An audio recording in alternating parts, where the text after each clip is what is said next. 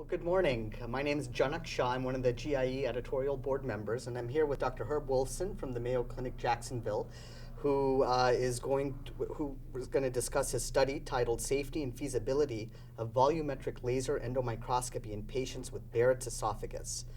Now, Herb, thank you very much, first of all, for joining us. Yeah, pleasure to be here. What was the main purpose of this study?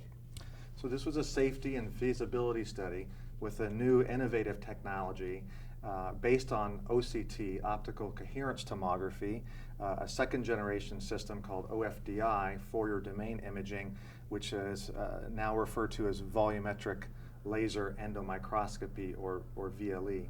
So this is a system that is a balloon-centered optical probe that can scan a 6-centimeter length of the esophagus, tubular esophagus, across the gastroesophageal junction and more proximally, with image resolution to 7 microns, so excellent image resolution, to a depth of 3 millimeters. So it's excellent for detecting subepithelial structures such as glands, blood vessels, and even occasionally lymph nodes. Well, great, and clearly, obviously, it's very useful in Barrett's disease.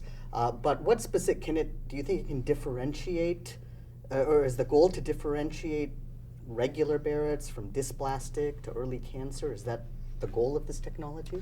Yeah, absolutely. The goal has, the technology has very high goals of being able to have these high resolution images of the epithelium, initially for the esophagus, but can be applied virtually anywhere. And as newer versions of the technology that become available, either as a tethered capsule or probe-based system, really any epithelial surface can be imaged. This first study was done in patients with Barrett's esophagus, and this was a safety and feasibility study with this first generation system that used a 25 millimeter balloon centering device.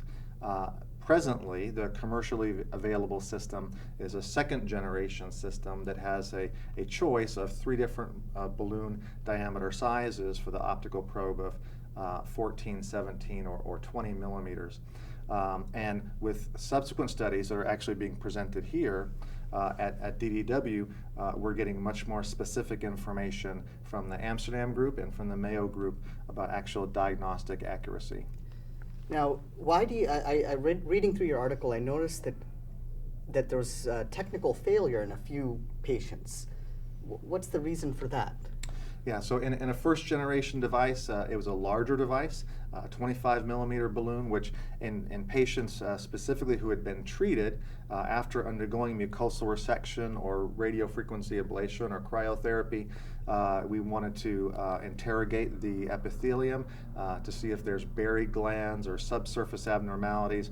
And patients who've been treated with a scarred mucosa and any sort of distorted lumen can be a challenge with a larger balloon of that size. We're happy with the second generation system to have more possibilities. And with younger patients, keeping them, we initially used it also with conscious sedation with fentanyl and Versed or Demerol, which was a challenge with a balloon that size. Very understandable.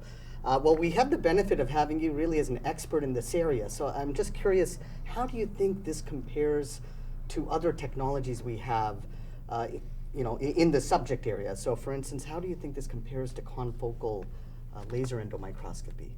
Yeah, it's a very unique device, as Mike Wallace would say. It really allows us to see the forest and the trees. I mean, you get to see a 6-centimeter pullback of the distal esophagus, so you're seeing a massive amount of tissue. It's a huge data set that is produced. Yet you have the resolution, which is in the range of confocal endomicroscopy. So you get really potentially the best of both worlds, and we're beginning to see publications presented here, presentations here about quantifying some of this data with so-called mu or attenuation coefficients to try and quantitate this VLE data to try and help us distinguish in a more objective manner between dysplastic tissue and benign tissue. Well, great. Well, very interesting. We're really looking forward to additional work from you and your group in this area. Thank you so much for joining us. Fantastic. Thanks for having us. Thank you.